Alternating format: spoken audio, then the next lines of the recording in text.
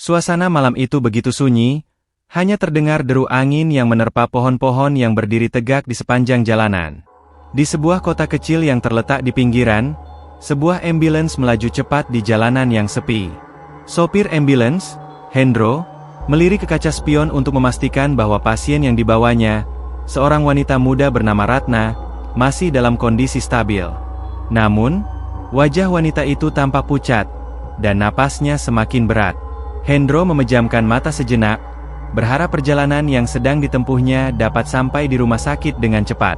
Semoga cepat sampai, bisiknya dalam hati, namun tak ada yang dapat memperlambat ambulans yang sudah terlanjur melaju kencang. Di dalam ambulans, hanya ada suara napas yang terengah-engah dan suara roda yang bergesekan dengan aspal jalan. Namun, di tengah perjalanan yang menegangkan itu, Hendro merasakan sesuatu yang ganjil. Ambulans seakan bergerak lebih berat dari biasanya, bahkan meski mesin berjalan dengan lancar. Suasana di dalam kendaraan terasa semakin mencekam, udara menjadi dingin, dan suara ratapan halus mulai terdengar di belakang. Hendro merasakan ada sesuatu yang salah, sesuatu yang mengganggu rasa tenangnya. Saat ia menoleh ke belakang, ia terkejut melihat wajah Ratna sudah berubah. Wajahnya yang semula pucat, kini penuh dengan darah yang mengalir deras dari hidungnya. Matanya terpejam, namun terdengar suara erangan yang penuh penderitaan. Tak lama setelah itu, tiba-tiba mobil berhenti mendadak. Hendro mencoba menghidupkan kembali mesin ambulans, namun tidak ada respons. Dalam kegelapan malam itu, di tengah jalan yang sunyi, ia merasa terjebak. Ketika ia keluar dari kendaraan untuk memeriksa, ia terkejut melihat ada sesuatu yang bergerak di belakang ambulans. Sesosok bayangan hitam berdiri di sana, tak terlihat jelas, hanya tampak siluetnya. Bayangan itu mendekat perlahan, dan Hendro merasa keringat dingin membasahi tubuhnya. Bayangan itu semakin jelas, dan ternyata itu adalah tubuh Ratna, yang kini berdiri dengan tubuh yang terkulai lemas, matanya kosong dan menyala merah. Dengan gerakan yang tidak wajar, Ratna melangkah menuju Hendro. Seketika, sosok itu mengeluarkan suara yang mengerikan. Suaranya penuh dengan amarah dan kesedihan. "Kamu tidak bisa lari dariku," kata Ratna dengan suara yang tidak sepenuhnya manusiawi. Suara itu membuat Hendro terhuyung mundur, merasa ada sesuatu yang sangat mengerikan di luar kendalinya. "Tidak, aku tidak bisa," Hendro mencoba berkata, namun sebelum ia sempat melanjutkan kalimatnya, sosok itu menyerangnya dengan kekuatan yang sangat besar. Ketika Hendro terjatuh ke tanah, dia merasa dirinya semakin terperosok dalam kegelapan yang sangat pekat. Dengan kecepatan yang tak bisa dijelaskan, Hendro merasakan tubuhnya seolah tertarik ke dalam tanah, dan sesaat kemudian, semuanya menjadi gelap. Keesokan harinya, berita tentang kecelakaan yang melibatkan ambulans yang hilang kontak dengan rumah sakit segera menyebar. Ambulans yang dikendarai oleh Hendro itu ditemukan terparkir di pinggir jalan, kosong. Tidak ada jejak apapun, hanya ada darah yang menetes dari pintu belakang. Polisi yang datang ke lokasi merasa heran mengapa tidak ada bukti apapun yang menunjukkan kecelakaan atau adanya pertempuran. Ambulans itu tidak rusak, hanya terlihat ada bekas darah yang mengotori bagian dalamnya. Namun, setelah beberapa jam penyelidikan, pihak kepolisian tidak dapat menemukan petunjuk lebih lanjut. Namun, di luar penyelidikan, warga sekitar mulai merasakan keanehan yang semakin terasa. Warga yang tinggal di dekat tempat kejadian merasa bahwa malam itu, ada sesuatu yang tidak beres. Beberapa dari mereka mengaku mendengar suara-suara aneh, seperti jeritan yang berasal dari jalan tempat ambulans itu ditemukan. Selama berhari-hari, kisah tentang kecelakaan tersebut menjadi bahan perbincangan di kota itu. Namun tak ada yang benar-benar tahu apa yang terjadi.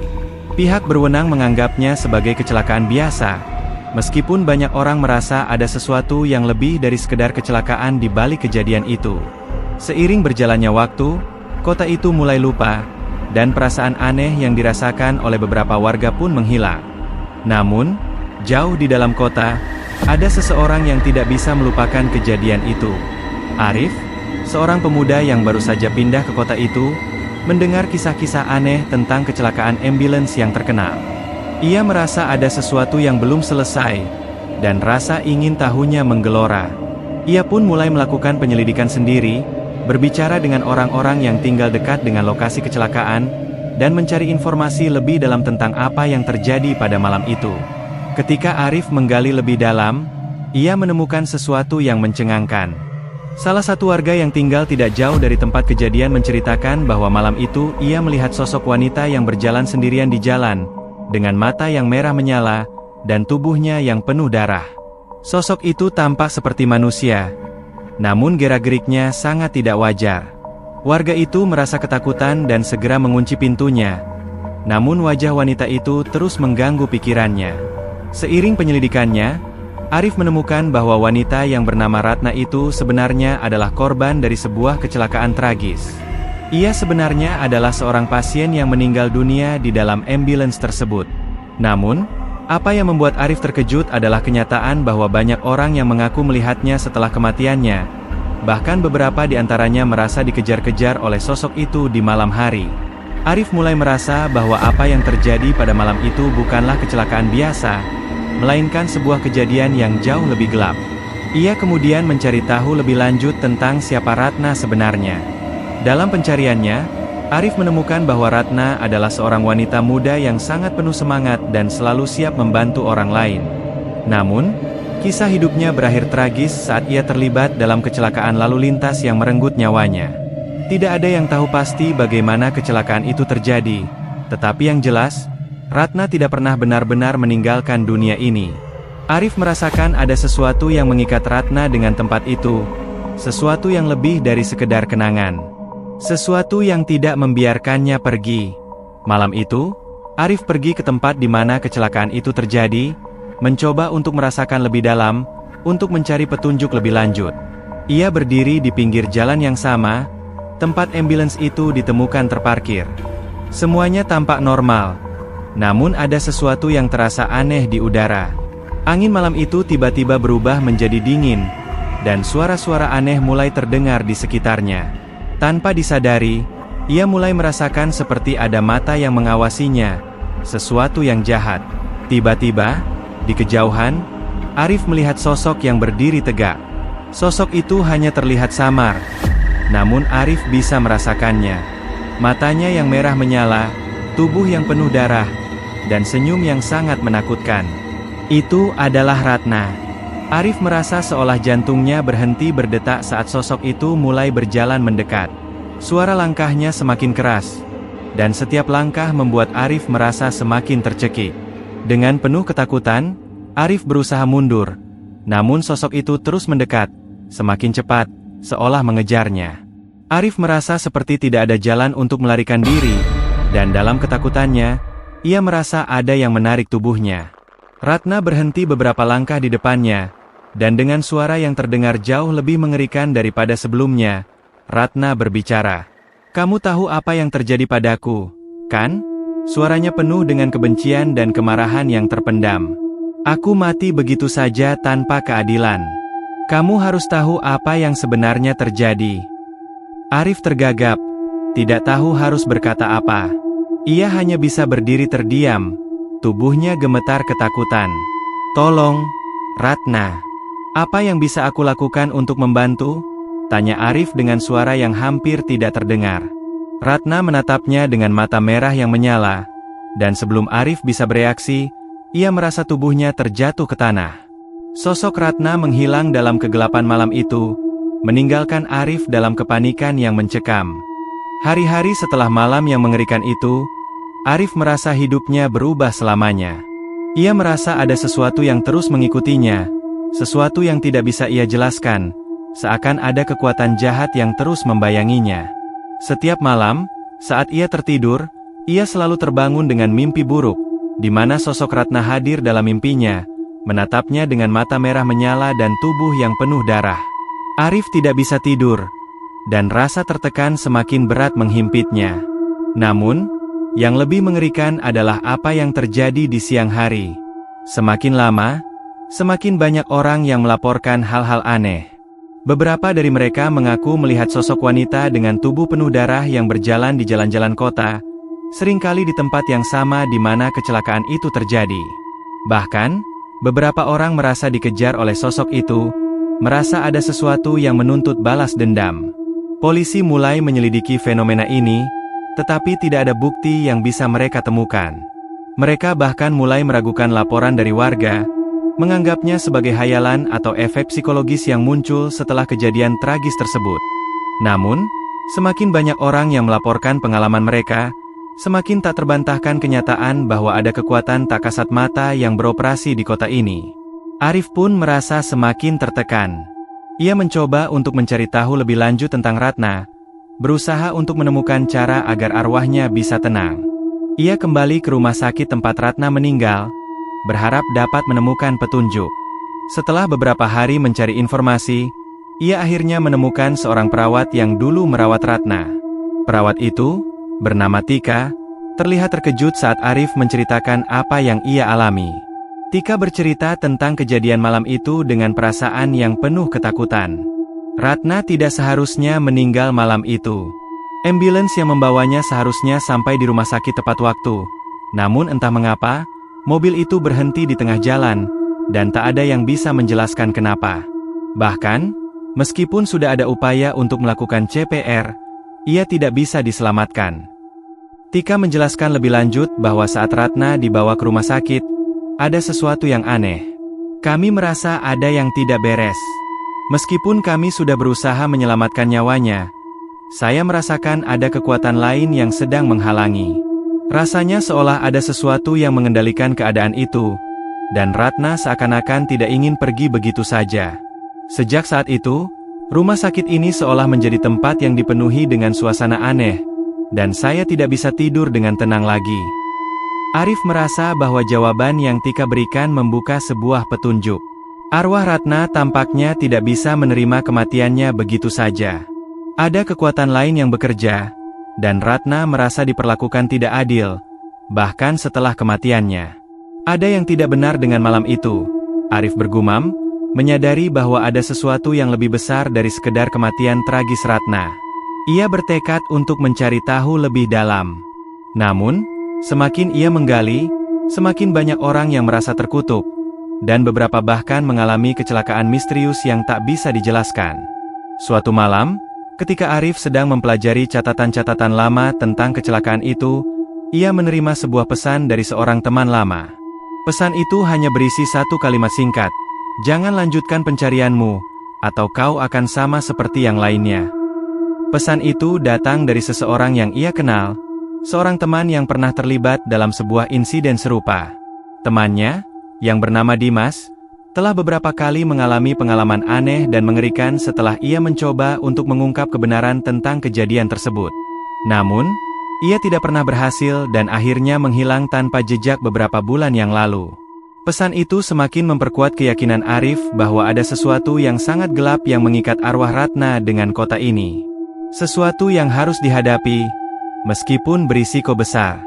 Arif tidak bisa mundur begitu saja, meskipun ia tahu bahwa pencariannya akan membawa konsekuensi yang tak terbayangkan. Malam berikutnya, Arif memutuskan untuk kembali ke tempat kecelakaan, berharap bisa menemukan petunjuk lebih lanjut. Ia membawa sebuah kamera dan beberapa alat lainnya, berencana untuk merekam semua yang terjadi di sana. Saat ia tiba di lokasi yang sudah sangat dikenalnya, ia merasa hawa di sekitar semakin berat, seolah ada sesuatu yang menunggu untuk mengungkapkan dirinya. Hawa dingin malam itu semakin menusuk kulitnya, dan suara angin mulai terdengar seperti desis yang aneh. Arif merasa semakin terperangkap di dalam kegelapan yang menyelimuti tempat tersebut. Ia mulai menyalakan alat perekam, namun tiba-tiba suara derap kaki terdengar mendekat dari belakang. Dengan perlahan, Arif menoleh, dan kali ini ia melihatnya. Ratna, berdiri di tengah jalan, tubuhnya yang penuh darah memancarkan cahaya yang tidak biasa. Arif ingin lari, namun kakinya terasa lumpuh. Sosok Ratna melangkah perlahan ke arahnya, dan untuk pertama kalinya, Arif bisa mendengar kata-kata yang keluar dari bibirnya. "Kamu harus tahu siapa yang bertanggung jawab atas kematianku. Mereka semua harus membayar." Dengan sekejap, suasana berubah menjadi sangat mencekam. Arif merasa seolah dunia di sekelilingnya mulai retak, dan sebuah kekuatan yang lebih besar dari apapun yang pernah ia bayangkan mulai menguasai dirinya. Ratna kini berdiri tepat di hadapannya, dengan mata yang semakin merah dan senyum yang mengerikan. Arif tidak bisa bergerak, terperangkap dalam pandangan mata yang penuh dengan kebencian dan penderitaan. Ini adalah awal dari akhir, kata Ratna, suaranya kini penuh dengan kekuatan yang tak terlukiskan.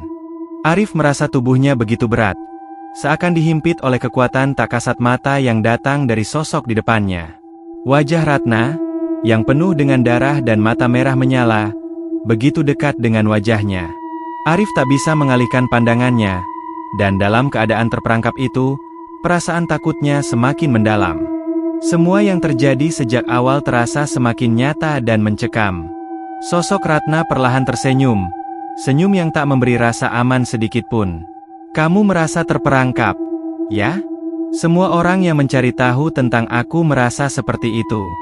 Kalian mengira aku hanya korban kecelakaan biasa. Tapi aku lebih dari itu, Arif. Aku adalah bagian dari sesuatu yang jauh lebih gelap, sesuatu yang kalian tidak bisa pahami. Arif mencoba berbicara, namun suaranya terhenti begitu saja. Apa yang sebenarnya terjadi? Kenapa kau tidak bisa tenang? Kata Arif dengan suara gemetar, meskipun hatinya penuh dengan keinginan untuk mencari tahu lebih dalam.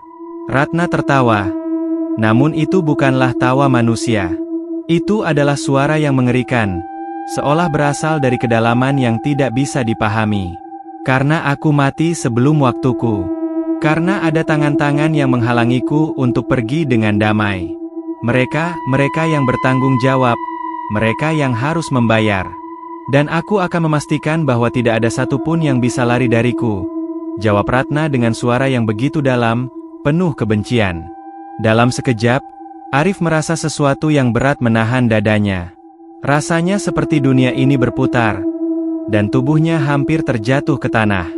Namun, sebelum ia bisa menyadari apa yang sedang terjadi, Ratna mengulurkan tangan yang berdarah, dan Arif merasa dirinya terseret ke dalam sebuah dunia lain yang sangat gelap.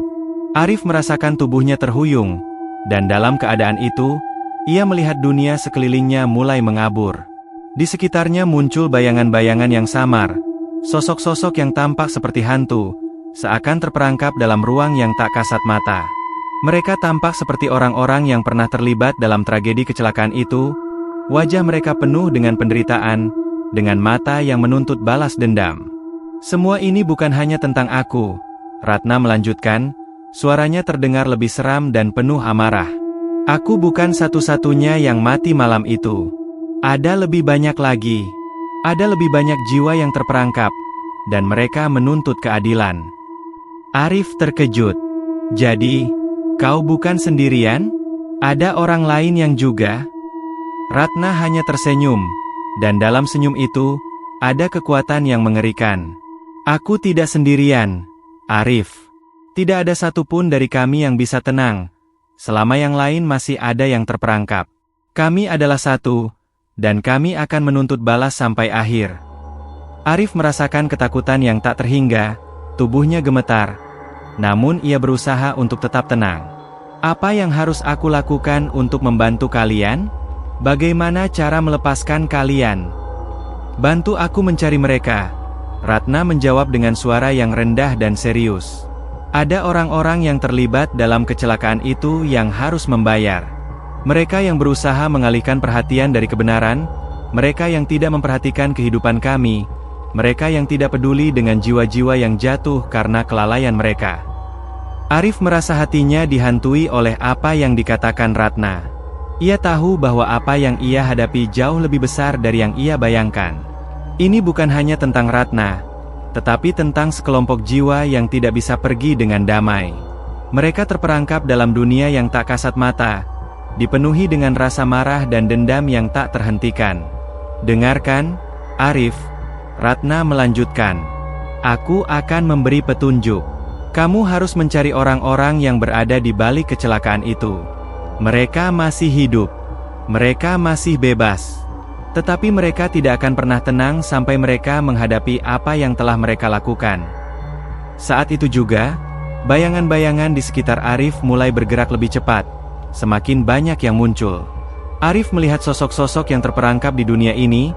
Mereka tampak seperti manusia yang hidup, namun tubuh mereka buram dan kabur, seperti bayangan yang mengambang di dunia lain.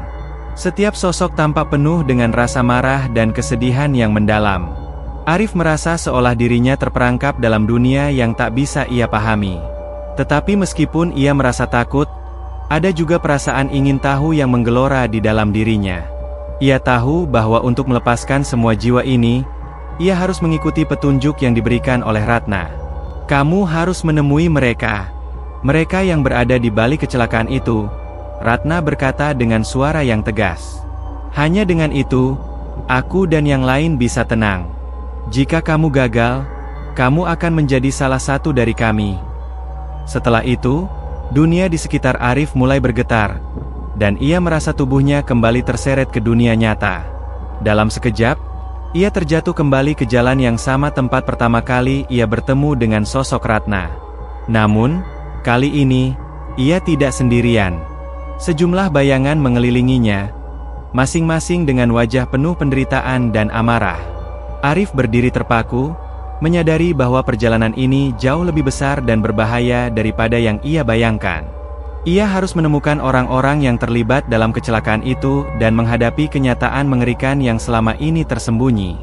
Namun, satu hal yang pasti, Arif tahu bahwa ia tidak akan bisa keluar dari ini tanpa melibatkan dirinya lebih dalam. Semua yang terjadi adalah akibat dari sesuatu yang jauh lebih besar dari sekedar kecelakaan biasa. Dan sekarang, ia harus mencari cara untuk membebaskan jiwa-jiwa yang terperangkap, atau ia akan menjadi bagian dari mereka selamanya. Terima kasih telah melihat dan juga mendengarkan video ini sampai habis dan jangan lupa bagikan ke teman-teman Anda agar mereka menikmati ketegangan seperti yang Anda rasakan juga. Jangan lupa untuk subscribe, like, share dan juga tinggalkan komentar di kolom komentar, untuk selalu mendukung channel kami agar lebih baik, dan bisa membuat cerita yang lebih menegangkan dan juga menyeramkan.